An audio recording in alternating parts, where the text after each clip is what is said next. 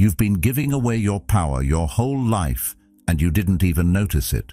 Every time you reacted to someone who didn't deserve it, every time you explained yourself to people who were never going to understand, every moment you let someone pull you out of your peace, just to prove a point that was never worth proving. It didn't feel like weakness, it felt justified, it felt necessary. But slowly, quietly, it trained you to live at the mercy of other people. The Stoics understood something most people still miss. Marcus Aurelius reminded himself that the real battle is never out there, it's within. Not controlling what others say, not correcting every misunderstanding, but mastering the impulse to react at all. Because the moment you stop needing to respond, to defend, to explain, something shifts. You become harder to reach, harder to shake, harder to control, and that kind of presence doesn't ask for respect.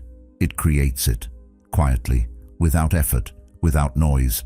It's the kind of control that doesn't need to prove itself, because it's already there. You don't notice how much of your life is controlled by reaction until you slow down enough to actually see it.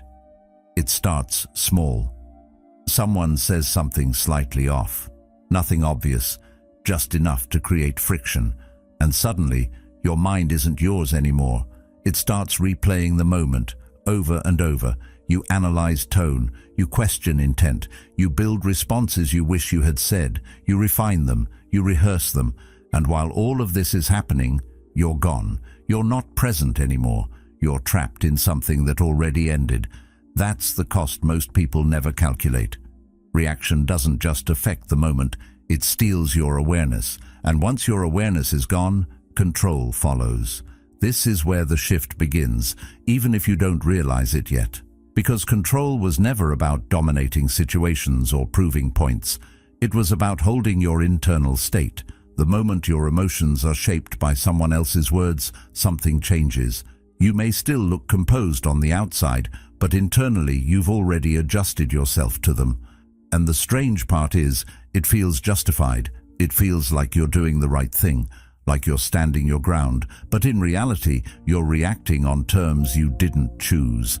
You're stepping into a dynamic that was set for you, not by you. And every time that happens, even in small ways, you reinforce a pattern. A pattern where your peace is something that can be interrupted at any moment. Over time, that pattern becomes invisible. You stop questioning it. You start assuming this is just how life works. People say things, you respond. People challenge you, you explain. People misunderstand you, you clarify. And without noticing it, you've built a system where your energy is constantly being pulled outward. Your attention is scattered across things that don't deserve it. Your peace becomes conditional. And that's where most people stay. Not because they choose it, but because they never step back far enough to see it clearly. They don't see that the disturbance isn't coming from the situation, it's coming from how they engage with it. The Stoics saw this differently. They understood that not everything deserves a response, that not every comment needs to be answered, that not every situation requires your involvement, and more importantly, they understood that your control exists in the space between what happens and how you respond. It's a small space, easy to miss, but it's always there, and inside that space is your freedom. The problem is, most people move too fast to notice it. They react before they think, they speak before they choose, and that space disappears. But when you slow down, even slightly, something changes. You start to see the impulse before the action. You feel the reaction forming before it takes over, and in that moment, you have a choice. That choice is where everything begins to shift. You don't have to react. You don't have to explain. You don't have to engage with everything that comes your way. And when you start exercising that choice, even in small ways, you begin to take something back. Your attention becomes more focused. Your energy becomes more stable. You're no longer pulled into every situation. You're deciding which ones deserve you. And that selectiveness changes how you move. You're not avoiding life. You're refining how you participate in it. At the same time, your perspective starts to evolve. You begin to see that most of what people say or do isn't really about you. It's shaped by their own experiences, their own limitations, their own way of seeing the world. And once you understand that, the need to take everything personally starts to fade. You don't feel the same pressure to respond. You don't feel the same urgency to correct or defend. You start to realize that not being understood by everyone isn't a problem. It's normal. And chasing that understanding often costs more than it gives. There's also a shift in how you use your silence. Before, silence may have felt like weakness, like something you fell into when you didn't know what to say. But now it becomes intentional. You choose it. And when you choose silence in moments where reaction is expected, it creates something most people aren't comfortable with: uncertainty. There's no feedback, no emotional signal, no clear reaction. And that absence changes the dynamic. Because now, instead of you thinking about them, they're left thinking about you. Not because you're trying to control them, but because you didn't give them what they expected. But this doesn't mean withdrawing from everything or becoming distant. That's where most people misunderstand the idea. You're still present, still aware, still engaged, but you're selective. You don't give your attention freely. You don't respond automatically. You choose when to speak, when to step in, and when to step back. And that selectiveness creates value, because what is always available is rarely appreciated. But what is controlled, measured, and intentional carries weight. It creates a different kind of presence, one that doesn't need to prove itself. And as you continue to operate this way, something deeper begins to form. You're not just avoiding negativity, you're redefining your standard. Every time you ignore something that doesn't deserve you, you reinforce a quiet boundary. You remind yourself that not everything is worth your energy. And over time, that standard becomes part of how you move. You don't have to think about it. You feel it. You recognize what aligns with you and what doesn't, and you act accordingly, without hesitation, without explanation. That's where discipline comes in, because your mind will still try to pull you back into old patterns. It will still push you to react, to defend, to prove. But now, you notice it. You see the trigger before it takes over. You understand where it's coming from, and instead of following it, you observe it. That awareness weakens its control. It creates distance between you and the reaction. And in that distance, you regain stability, not by suppressing emotion, but by not being ruled by it. And eventually, you reach a point where you no longer feel the need to act in every situation. Not everything requires your response. Not every comment deserves your attention. Not every conflict needs your involvement. And in that restraint, something powerful happens. You conserve energy. While others are busy reacting, explaining, and exhausting themselves, you're building, you're focusing, you're moving forward without interruption. That's the quiet advantage. No noise, no distraction, just control. If this way of thinking resonates with you, don't let it pass like everything else. Stay with it. Build on it. And if you're serious about moving this way, consider subscribing. Not as a routine, but as a decision. A commitment to think more clearly, to react less impulsively, and to live with more control than you did yesterday. That shift is subtle, but it changes everything. Because now you're no longer just communicating, you're seeking validation. You're trying to correct someone else's perception of you, hoping that if they see you clearly, they'll respond differently. And in doing that, you've placed your sense of clarity in their hands. You've made their understanding a condition for your peace. That's where the imbalance begins. Because the truth is, people don't misunderstand you in a neutral way. They interpret you through their own lens, shaped by their experiences, their beliefs, their insecurities, and their expectations. What they see isn't just you. It's you filtered through everything they already are. And that means something important. No amount of explanation guarantees alignment. You can choose your words carefully. You can clarify your intentions. You can repeat yourself in 10 different ways. And still, They may not see what you're trying to show them, not because you failed to explain, but because their perspective isn't built to receive it. This is where most people get stuck. They assume that more effort will fix the gap, that if they just say it better, more clearly, more patiently, eventually it will click. But often it doesn't, and the more they try, the more energy they lose. Over time, this becomes exhausting, not in a dramatic way, but in a slow, draining way that wears you down without you noticing. You start anticipating misunderstandings before they even happen. You rehearse explanations in your head. You overthink your words, your tone, your timing, and instead of speaking freely, you start speaking defensively, not because you're being attacked, but because you're trying to prevent being misunderstood. That's how deeply this pattern can settle in. It reshapes not just how you communicate, but how you think. There's also a hidden consequence that's easy to overlook. The more you explain yourself unnecessarily, the more you teach people that you need to. You create an expectation that your actions, your decisions, your thoughts all require justification. And once that expectation is established, it becomes difficult to step away from it. Because now, silence feels like avoidance. It feels like something is missing. But in reality, silence is often the clearest boundary you can set. It says that not everything needs to be explained, and not everyone is entitled to your reasoning. This is where a different perspective begins to take shape. Instead of trying to control how others see you, you start focusing on how you see yourself. You begin to understand that clarity doesn't come from external agreement. It comes from internal alignment. When you know what you meant, when you understand your intentions, when you're grounded in your own reasoning, the need to explain starts to fade. Not because you don't care, but because you're no longer dependent on someone else's interpretation to feel stable. There's a line from Epictetus that captures this shift perfectly. It's not what happens to you, but how you react to it that matters.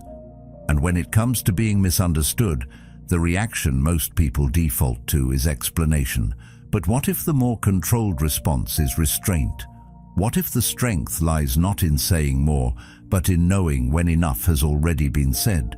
That's where the balance begins to return. You're no longer chasing understanding. You're choosing when it's worth pursuing. This doesn't mean you stop communicating or that you become distant. It means your communication becomes intentional. You explain when it adds value, when it clarifies something that genuinely matters, when the other person is actually open to understanding. But you stop explaining as a reflex. You stop doing it out of discomfort, out of fear of being seen the wrong way, out of the need to correct every misinterpretation. And in that shift, something important happens. You reclaim your energy. There's also a deeper layer to this. When you stop over-explaining, you begin to see how often people project their own assumptions onto you. You notice how quickly conclusions are formed, how easily intentions are assigned, how little effort is sometimes made to actually understand. And instead of trying to correct every one of those projections, you allow them to exist without engaging with them. Not because they're accurate, but because they're not yours to manage. That realization creates space. Space to think clearly, to act deliberately, to move without constantly adjusting yourself to fit someone else's perspective. It removes a layer of pressure that most people carry without realizing it's there. And once that pressure is gone, your interactions start to feel different, lighter, more direct, less complicated. At the same time, your sense of identity becomes more stable. It's no longer shaped by how well others understand you. It's anchored in how well you understand yourself.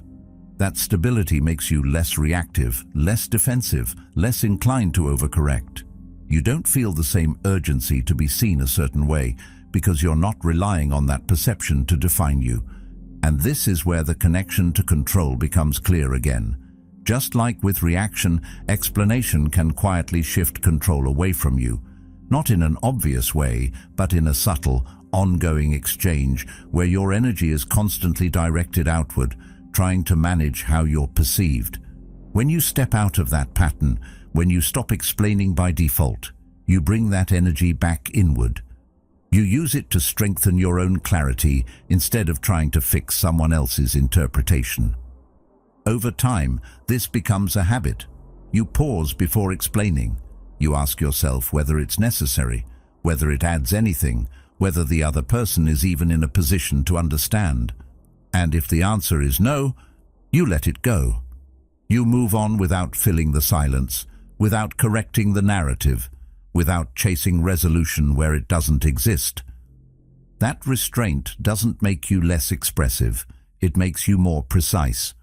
Your words carry more weight because they're not used to defend every detail. They're used when they matter, and because of that, they land differently. People pay more attention, not because you're saying more, but because you're saying less with intention. In the end, the shift is simple, but not easy. You stop trying to control how others interpret you, and you start controlling how you respond to being interpreted. You let go of the need to be fully understood by everyone, and you focus on being clear within yourself. And once that becomes your foundation, misunderstanding loses its power to disturb you. There's a different way to move through moments that usually pull you in. It doesn't look dramatic, it doesn't feel loud. In fact, at first it almost feels unnatural. Someone tries to provoke you, maybe with a comment, maybe with a tone, maybe with something subtle enough that only you catch it. And instead of reacting the way you normally would, you pause. You don't respond. You don't correct them. You don't show anything on your face that confirms they reached you. You simply let the moment pass without feeding it. That silence, in that exact moment, changes the entire dynamic. That absence creates something most people aren't comfortable with: uncertainty. When there's no reaction, no emotional signal, no clear feedback, the other person is left with their own interpretation. They start questioning what just happened. Did it land? Did it matter? Was it ignored on purpose? That lack of clarity becomes a space their mind tries to fill, and the more they think about it, the more their attention turns inward, away from you and toward their own assumptions. There's a kind of psychological pressure that silence creates, not through force, but through absence. People are used to feedback. They rely on it to navigate interactions. A reaction tells them where they stand, whether they crossed a line, whether they succeeded in getting a response. Without that feedback, they lose their reference point, and in that uncertainty, their confidence in the interaction starts to weaken. They're no longer in control of how the moment unfolds. What makes this even more effective is that it requires no effort beyond restraint. You're not trying to outsmart anyone. You're not crafting the perfect response. You're simply choosing not to participate in something that doesn't deserve your energy. And that choice, repeated consistently, builds a different kind of presence. One that isn't easily pulled into unnecessary exchanges. One that doesn't react on impulse. One that remains steady, even when tested.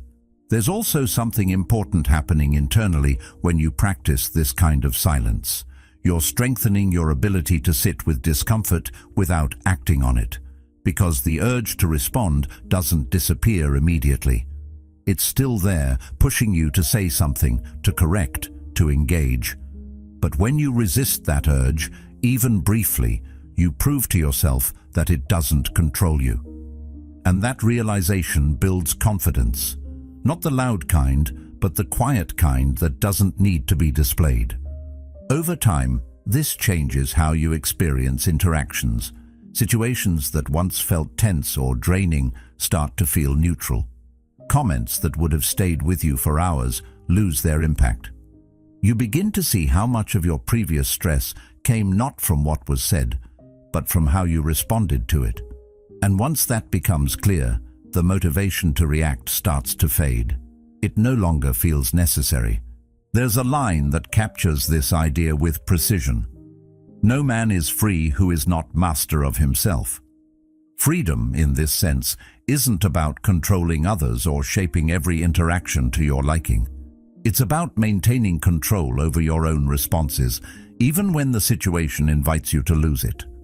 Silence becomes one of the simplest ways to practice that control, not because it avoids the situation, but because it prevents the situation from controlling you. As this approach becomes more natural, people begin to notice the difference. Not always consciously, but they feel it. There's a shift in how they interact with you. Some may test it, trying to get a reaction, pushing a little further to see if the pattern holds. Others become more measured, more respectful, because they sense you're not easily drawn in. And in both cases, the dynamic has changed. You're no longer responding automatically.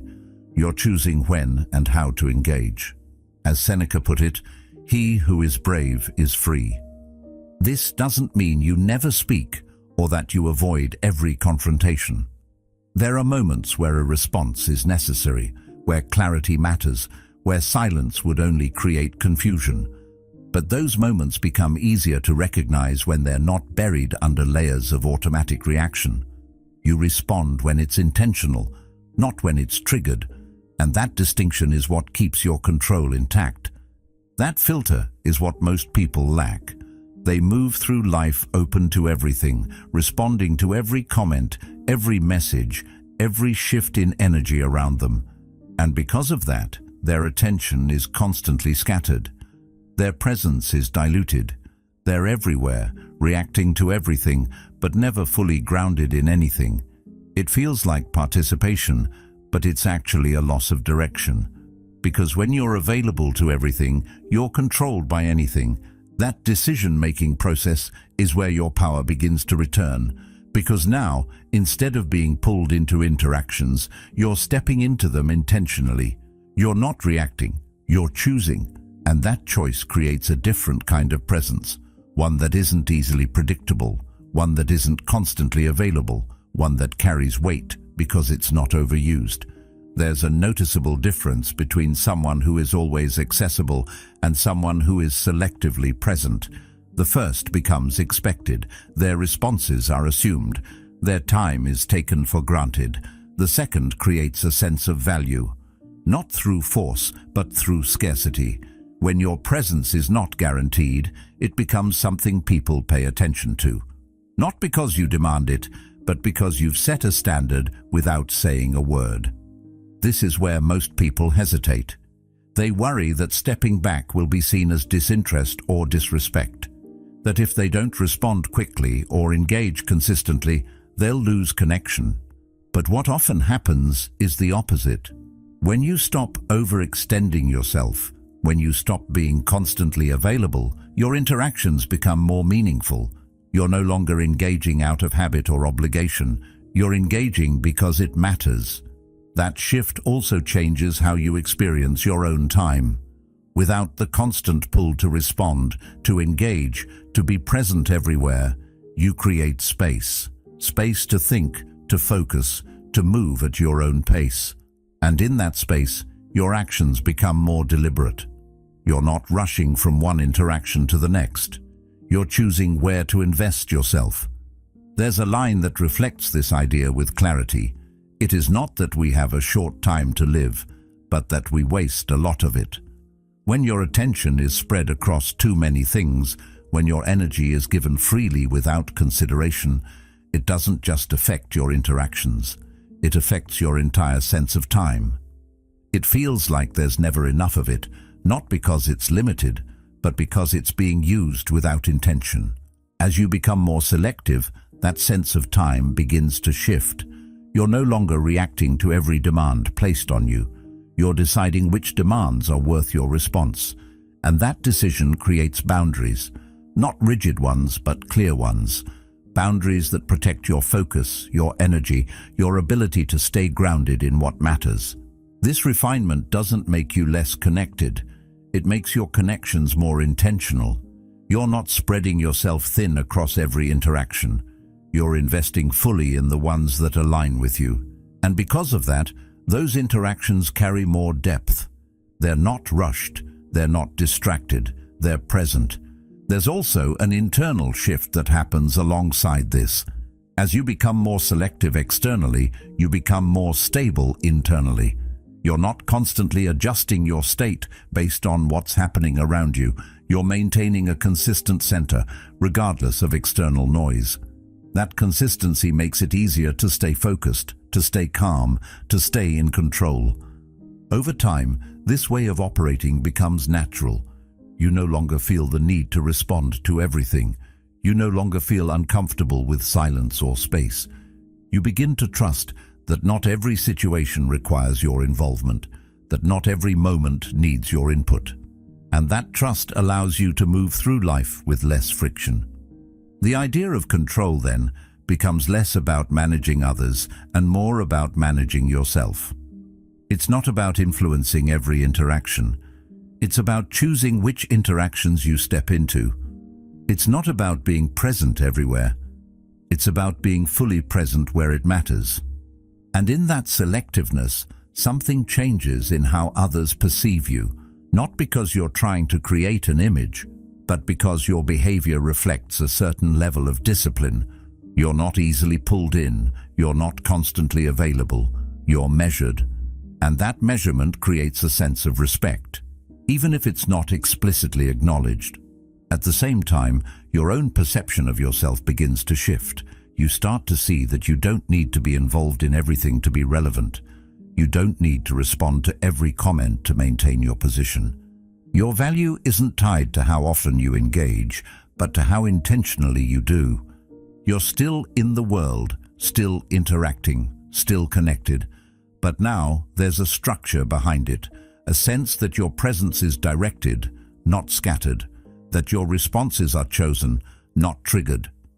And that difference, while subtle, reshapes everything around you. And that decision has consequences, not in a negative sense, but in a natural one. When you raise your internal standard, your external environment begins to adjust. Some people will notice the change immediately.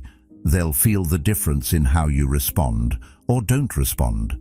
They'll realize that certain behaviors no longer get the same reaction from you. And without that reaction, those behaviors lose their effect. They either adapt or they fade out. This is where your internal standard begins to shape your external reality. You don't need to push people away. You don't need to explain your boundaries. You don't need to justify your choices. Your behavior does that for you. The consistency of your actions communicates more clearly than any explanation could. It shows what you accept, what you ignore, what you invest in, and people respond to that, whether consciously or not. There's also a sense of clarity that comes with this shift. When you stop engaging with what's beneath your standard, your focus sharpens. You're no longer distracted by things that don't matter. You're no longer carrying conversations, arguments, or thoughts that add nothing to your direction. That mental space becomes available for something else, something more aligned, more constructive, more intentional. Over time, this clarity strengthens your sense of identity. You're not constantly adjusting based on external input. You're operating from a consistent internal position. That consistency makes your decisions easier. It removes the hesitation, the overthinking, the second-guessing. You know what aligns with you and what doesn't, and that knowledge reduces friction in your daily life.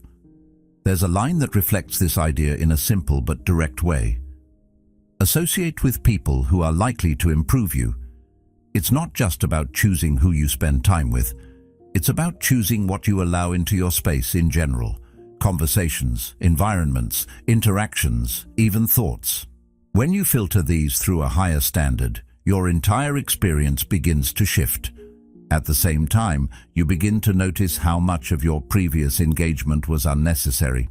Situations that once felt important start to look trivial.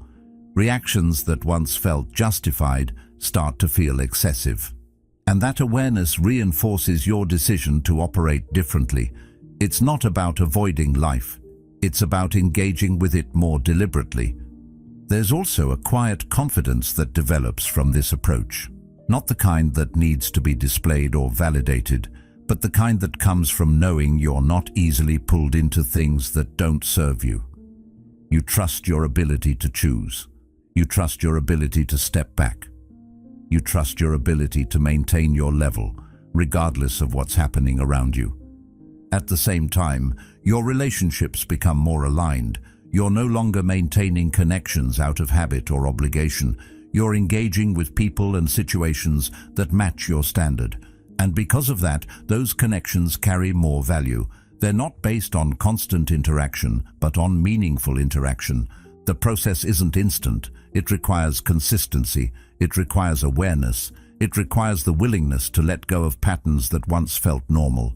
But each time you choose not to engage with something beneath you, you reinforce that shift. You strengthen that standard. You make it clearer, both to yourself and to others.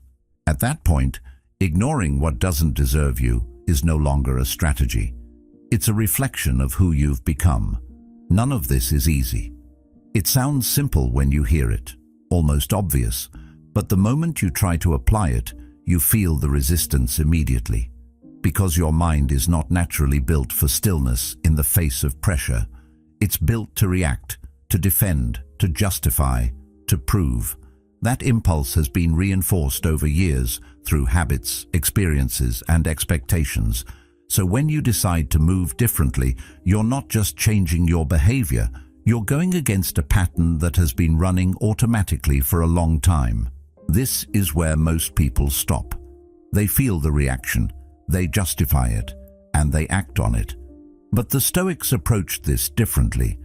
They didn't just observe their reactions, they examined them. They looked at what triggered them, what caused the emotional shift, what underlying belief or expectation was being challenged. Not to excuse the reaction, but to understand it. Because understanding changes how something affects you. When you start asking yourself why something bothers you, the answer is rarely as simple as it first appears. It might seem like the issue is what someone said or did, but often it's connected to something else. A need to be respected, a desire to be understood, an expectation that wasn't met. And once you see that, the situation starts to lose some of its intensity. Because now it's not just about what happened, it's about how you're interpreting it. This is where discipline and awareness begin to work together. You notice the trigger. You feel the reaction starting to build, but instead of moving with it immediately, you step back, even slightly. You question it, not in a complicated way, but in a direct one. Why does this matter to me right now? What is this actually affecting? And in that moment of reflection, something shifts. The reaction loses its urgency. Over time, this process becomes more natural. You don't have to force yourself to pause. It happens automatically. You begin to recognize patterns in your own behavior. You see which situations tend to trigger you, which types of comments affect you more than others, which environments pull you into reaction. And with that awareness, those triggers start to weaken. Not because they disappear, but because you understand them. Understanding removes a lot of their power. When something is unclear, it feels overwhelming. When it's understood, it becomes manageable.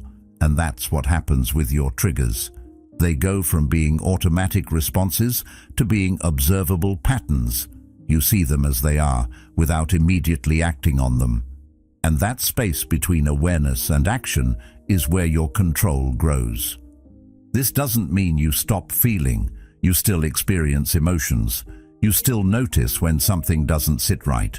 But the difference is, those feelings don't dictate your behavior in the same way. You're not pulled into action by them. You're aware of them, but you're not controlled by them. And that distinction is what creates stability. Stability in this sense isn't about being unaffected by everything.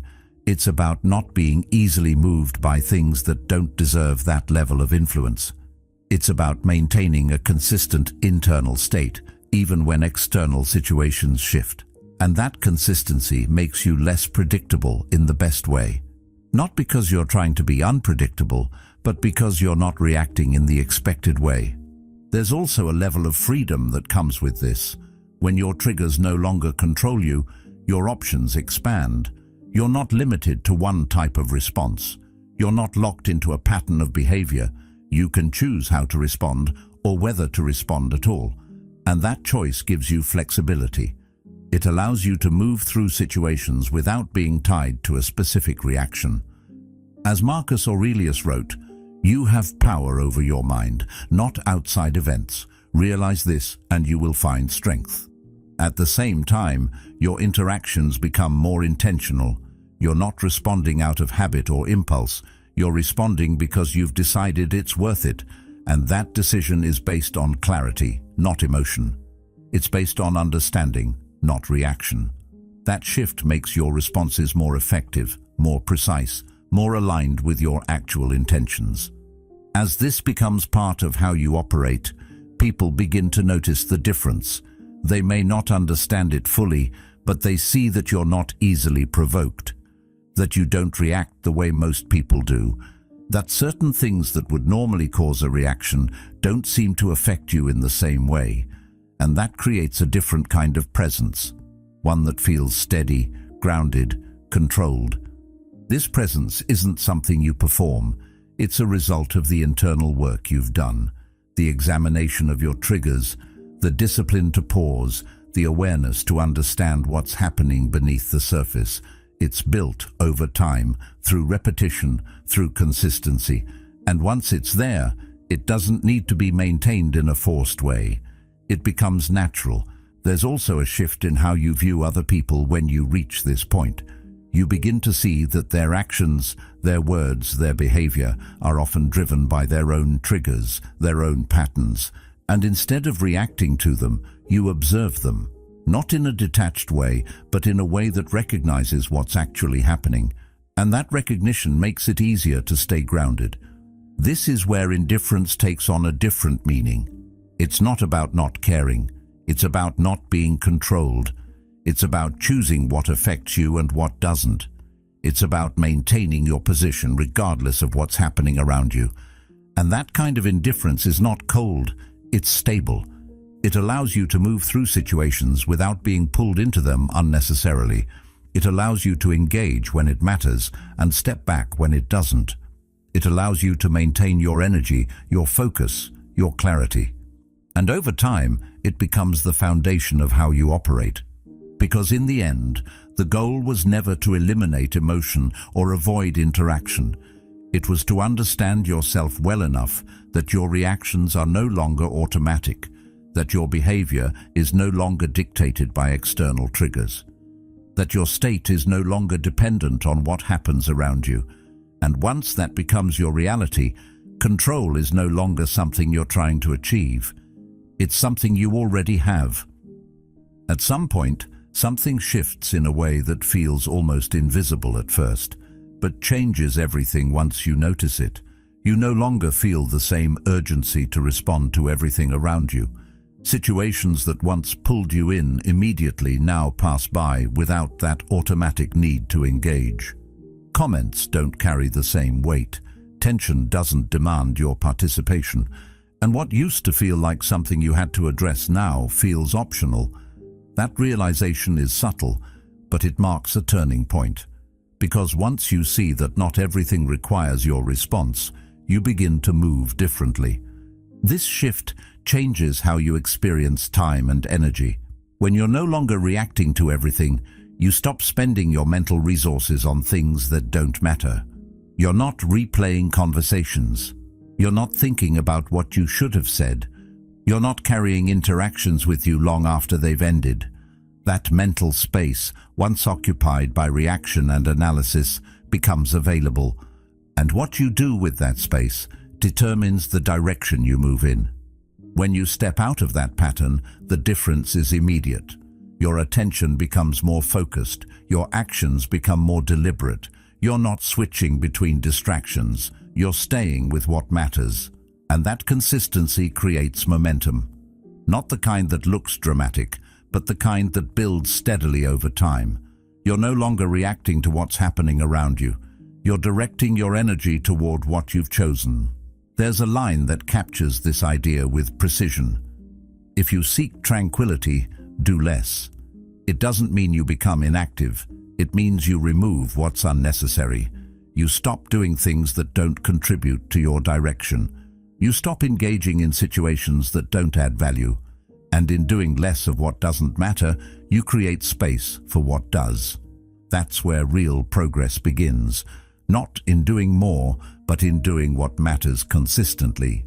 This approach also changes how others interact with you. When you're not easily drawn into every situation, people begin to recognize that your attention isn't automatic. They see that you're not reacting in the expected way. And that creates a different dynamic. Some may test it, trying to see if they can still pull you in. Others may adjust, becoming more intentional in how they approach you. But in both cases, the pattern has changed. You're no longer responding on impulse.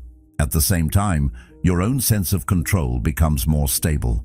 You're not constantly adjusting your state based on what's happening around you. You're maintaining a consistent direction, regardless of external noise. That consistency makes it easier to stay focused, to stay calm, to stay aligned with what you've chosen. You're not being pulled, you're moving. There's also a sense of quiet confidence that develops from this. Not the kind that needs to be expressed or proven, but the kind that comes from knowing you're not easily distracted. You trust your ability to stay on course. You trust your ability to ignore what doesn't matter. You trust your ability to maintain your focus, even when there are opportunities to lose it. And that trust removes a lot of internal tension. As this becomes your default, your progress begins to look different. It's not loud, it's not reactive, it's not driven by external pressure. It's steady, controlled, and consistent. You're building without interruption. You're moving forward without being pulled sideways. And that kind of movement, over time, creates results that are difficult to replicate through constant reaction. There's also a shift in how you view conflict. You begin to see that not every disagreement needs to be resolved, not every comment needs to be addressed, not every situation needs your involvement. And by stepping back from unnecessary conflict, you conserve energy that can be used elsewhere. You're not avoiding conflict, you're choosing which ones are worth your time. This selectiveness reinforces everything that has been building. You're not reacting, you're not explaining, and you're not engaging with what doesn't align with you. And in that restraint, you create a kind of efficiency.